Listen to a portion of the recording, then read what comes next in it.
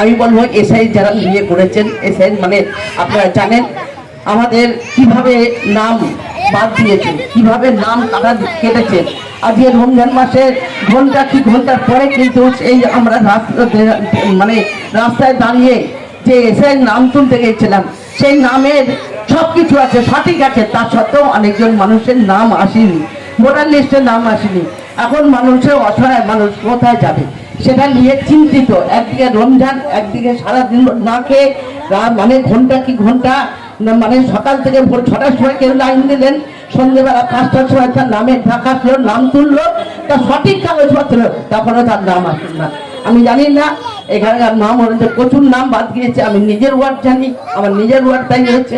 আজকে বলুন, আপনারা ভাববেন না আর যে বিধায়ক আমাদের প্রাণপুরুষ এই অঞ্চলের, যে মানুষটা 2টার সময় মানুষ বিপদে পড়লে তখন দৌড়ায়, যে মানুষের রাস্তার মধ্যে থেকে মানুষের পাশে দাঁড়িয়ে তার পরিষেবা দেয়। তার পরশুদিন রাত্রে আমার ওয়ার্ডে রামনগরে একজন ছেলে, আপনার চেনেন সবাই, গরম বলে, সেই ছেলেটা রাত্রে যাচ্ছিল, যেতে যেতে একটা অ্যাক্সিডেন্ট হয়েছে। রাত্রে 1টার সময় বিধায়ক তাপস চ্যাটার্জি শৈলেন ভট্টাচার্য ভর্তি করলেন। আজকে বলুন, সেই লোকটা যদি না থাকতো আজকে সেই মানুষটা কিন্তু খোঁড়া হয়ে বাড়ি বসে থাকতে হতো। অনেক জনের মানুষের জীবন ঝুঁকি নিয়ে তাও বিধায়ক তাপস চ্যাটার্জি কাজ করে। তা আজকে সারা বছর কাজ করে 364 গাছে, সেই মানুষের কথা ভাববেন না। আমরা দেখেছি যে এই অঞ্চলের মানুষের ভোটের টাইম আসলেই দেখেছি সেই মানুষগুলোর যেন ভাবনা চিন্তা একটু অন্য হয়ে যায়। কেন, কি কারণে? সারা বছর থাকবো আমরা, সারা বছর আমরা মানুষের পরিষেবা দেবো, আর ভোটের টাইম আসলে সেই দিনকে আপনারা হয়ে যান অন্য কিছু। কেন, কি কারণে? এটা আপনাদের বিবেচনা করতে হবে, আপনাদের সবকিছু। আজকে বলুন তো, বাংলায় কি নেই? মাননীয় মুখ্যমন্ত্রী কি দিচ্ছে না বলুন, একটা কাজ বলুন দেয়নি।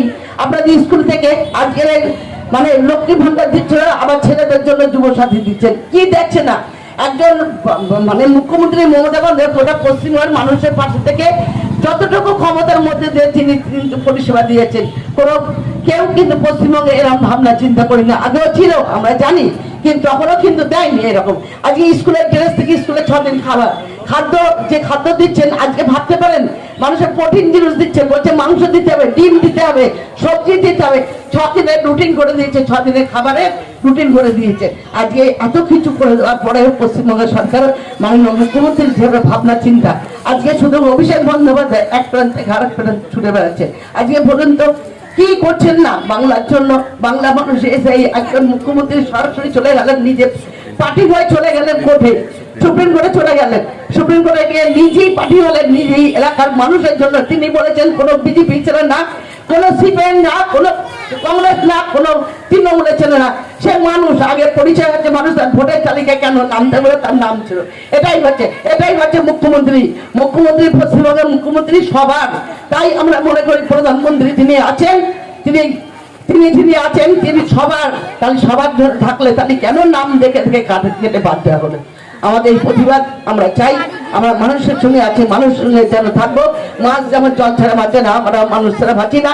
বিধায় তাই আমরা বলবো যে মানুষের ভোটের অধিকার নিশ্চয়ই বাংলার মানুষের জন্য।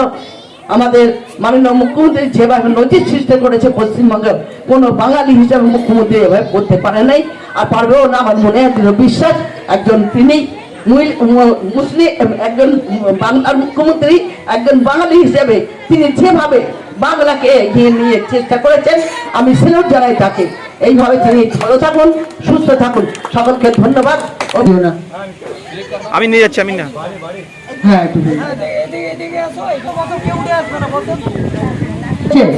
আপনাদের হাতে তো আমরা দিব, কেউ উঠে দাঁড়াবেন না এখানে।